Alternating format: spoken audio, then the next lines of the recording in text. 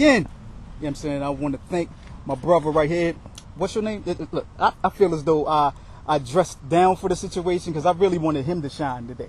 You know what I mean? So, what's your name, bro?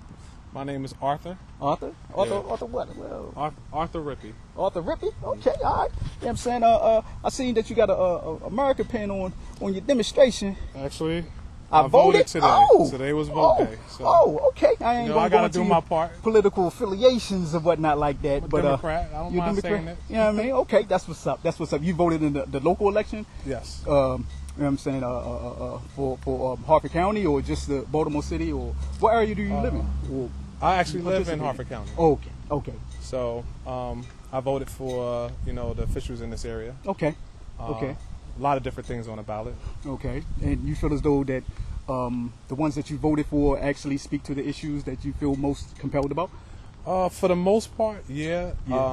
One thing I like to do is, since I debate a lot when it comes to politics, I like to do my part. Okay. So I find that, sometimes people sit down and they'll say, I don't like this, or I don't like that this person is in office. Mm-hmm. But I feel that for me to sit down and complain, I want to at least take one step towards what it takes to get somebody in office. There you go. So, it's like being successful. You got to take that step forward in order to be successful. Definitely. So if I want to discuss politics and have certain things occur or change, I got to take that first step. The first step is voting. So you're whether proactive. it counts or not, you still got to play a role. We fought for that. Yeah, and that's the issue that a lot of us in our community struggle with today, feeling as though does it actually account for anything. Right. And I feel as though that it should count because even if it's not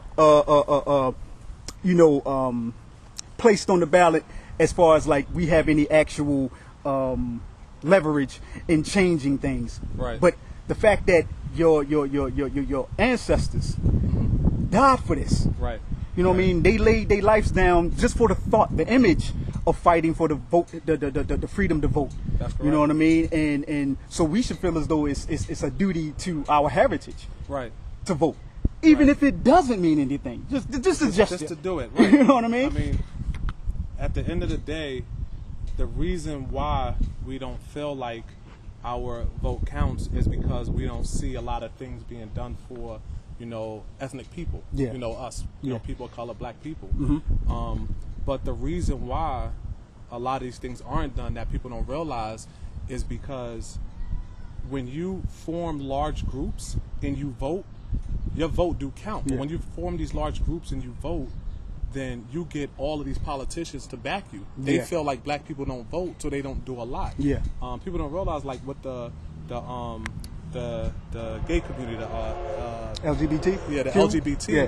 With them, the reason why they got so much support and backing on a lot of things that they tried to ask for is because they came out in huge numbers to vote. Yeah. So it's not that they didn't exist. What it is when it showed that they can get together and create, and people found out they can get a big following, then they said, you know what? I want all of these people to vote for me. Yeah. So I'm going to give them these things in return. That's so leverage. Until we get together and show that we have that power, they're going to continue to ignore us. Okay. So that's why we feel that way. Now, we're gonna bring it back because we don't gone into the whole political spectrum. And before we get in that deep part, let's find out who you are. Right. You know what I'm saying? You just ain't out here dressed all nice for nothing. You know what I mean? So who are you? And introduce what you are bringing to our culture. What type of proactiveness as far as entrepreneurism, you know what I mean, as far as strength, or as far as whatever you got to say to help those who may just sit back and wonder if they can do it. You know what I mean? What was the things that you overcame? Right. So I'm actually from the hood. From New York.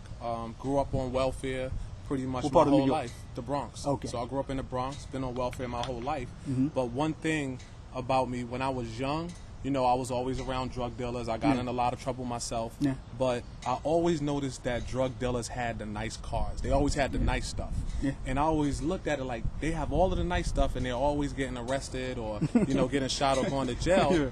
But then I thought of it like, if they make these things, that means there has to be a way to really get it. Yeah. Like, they don't just make these things and say these aren't for drug dealers. You know, it's every opportunity is out there for everybody. That's so right.